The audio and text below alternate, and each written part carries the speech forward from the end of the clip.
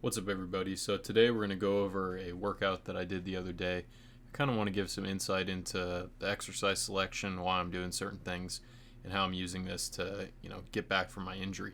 So because I'm not sprinting right now, I am trying to at least, replicate the sprinting motion using the air runner, using the assault runner, using the Woodway force treadmill. So I can do, for example, here we have an arm supported run. So I'm supporting myself so there's less weight bearing going on in my legs and I can just focus on cycling my legs. I like that because I'm able to feel like I'm sprinting, but just take a little bit of stress off the area that got injured. Then here I'm doing a single leg cycle. So as I was doing this, I felt myself kind of flopping around with my torso. So as I went through sets of these, I tried to focus on being more stable through my torso, through my pelvis, and then cycling the leg as quickly as I could, striking as forcefully as I could, and trying to get the treadmill up to a relatively high speed. So kept doing these. I did them for I think 3 or 4 sets on each leg, and this was actually pretty tiring. You wouldn't think that it is, but by the end of this, I was sweating, my lungs were going, and that tells me that it's probably a pretty good thing to do, considering I'm simulating the motion that I'm not being exposed to since I'm not sprinting, that it has a little bit of a metabolic, aspect to it because it feel a little tired after doing it. So I think all in all, it's a good way to, replicate running even though I'm not running right now. Then I went to the Woodway force treadmill. I set the resistance pretty high. This thing can go super high on the resistance to where I can't even push it. So this was set at about, I think, 60 on the resistance level, and you can see how once I'm done pushing it just stops right away. So it's got a pretty good amount of resistance. But after that, went into the Kaiser air runner. I started at 400 pounds for sets of 4, then I went up to 500 for a couple sets, and then went back down to 400. I think I was hitting 3,000 3,100 watts when I was on there at 500 pounds.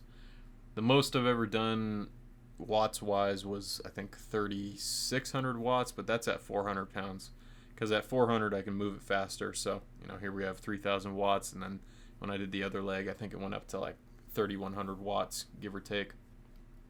So I like these for a specific strength stimulus.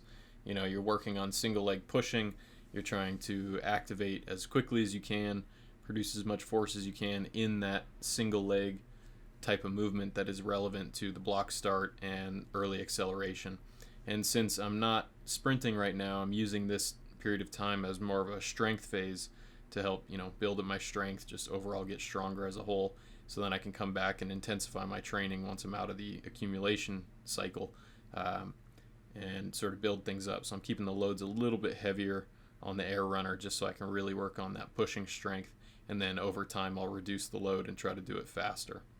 Then I went into push step-ups. So with these, you're not striking the box.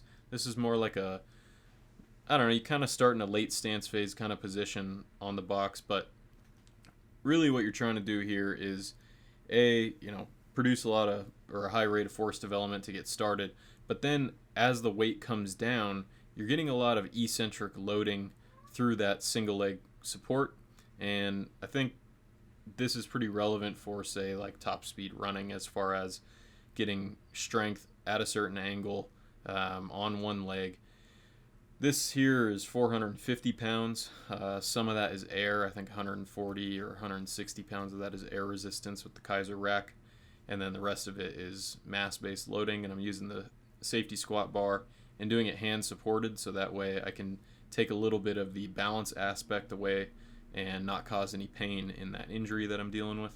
And it felt pretty good. Then I went up to 500 pounds for a set of 3 on each leg. And then after the set at 500, I dropped down to, I think, 300 or 315.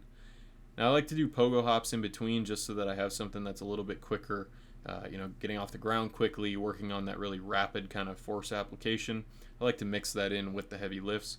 And then I also like to mix in a deload set like this here. This is the bar is 70 pounds, got 90 on there, so it's 160, and then I had another 140 pounds of air, so this is 300 pounds total.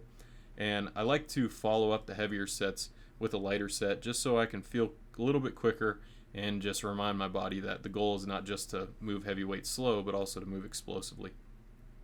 Then I threw the belt on and did some Kaiser weighted pull-ups. So I think I range from like 40 up to 75 pounds. I think this set is 75 pounds maybe.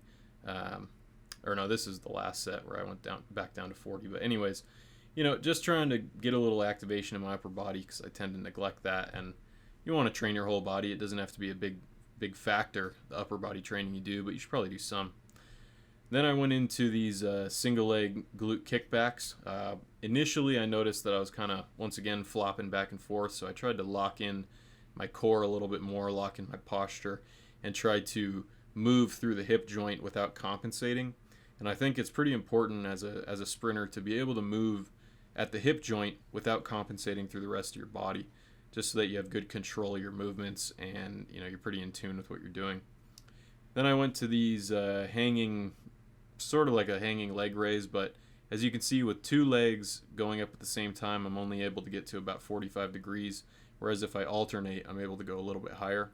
So here I'm trying to activate the pelvic floor muscles, stabilize my pelvis, and then do some hip flexion work, just going up and down, for I don't know how many reps, but till I feel like I've worked the area pretty well. So after all the loading, I wanted to do some hip mobility stuff, so I threw out a few hurdles, put them at 24 inches, just because right now I'm not the most mobile due to the injury. So I wanted to be able to focus on getting over the hurdle and not pushing it too far with the height of the hurdles. So I went forward, backward, I went forward over 2, backward over 2, just a few different variations of hurdle mobility drills that we normally do with, say, my track team, or that you might have done at track practice. Just want to incorporate some of that stuff. One thing you want to focus on here is trying not to move your torso too much. So similar to the stuff I did on the assault runner, as well as what I did with that single leg kickback, you want to focus on moving at the hip joint, not moving the rest of your body to get the leg to go over the hurdle without moving through the hip joint. And if you do isolate that movement at the hip, you're going to feel it a lot more in the gluteus medius and the piriformis and all the muscles on the side of the hips, and probably in your hip flexors a little bit as well. And that's really the goal here. So you want to make sure that when you're going over hurdles, doing mobility work, that you're moving through the area that you really want to move, and you're not just moving all over the place to get over the hurdle without actually activating the muscles and getting through the range of motion that we're trying to develop. So these are the double leg overs, where you go over one, then you go over the next one, as opposed to stopping in the middle. A little bit harder for me going backward right now, but I think as I do these, I'll get better at them. You can see on this one how I kind of was moving side to side, and then I caught myself and said, okay, let's slow down, and just work the movement.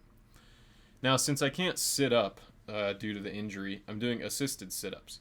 So I'll do some with bent legs, some with straight legs, but I want to remind my body of what it's like to do a sit-up and to be able to do them. And I think the best way to get back to doing a movement that you can't do is to do it assisted. So if it causes too much pain to do a normal sit-up, then I can do, painless sit-ups using a band, and then I can remind my body that, hey, we can do this movement, and over time I can use a band that is not as strong, or if I'm using the same band, I can just not put as much tension through it. And you can mess around as you go through the reps, like, okay, I'm going to do a little bit less band tension, a little bit more of actual, muscular work to do the sit-up. And as I'm doing these, I'm trying to keep my pelvic floor muscles activated and make sure that I'm moving, that my pelvis is moving. I'm not just bending through my spine. Once again, just really trying to focus on having good quality of movement as best as I can. Then I do these 3-point side planks. So here, activate the pelvic floor muscles. Then we're going to push through the foot and the elbow to activate, in this case, my right leg adductor. So the top leg, activate the adductor. And then my left side, activate the oblique. And when we're sprinting, we need the pelvic floor to activate to stabilize the pelvis. And then we need the opposite adductor and opposite oblique to work together so that we can stabilize our pelvis as we sprint.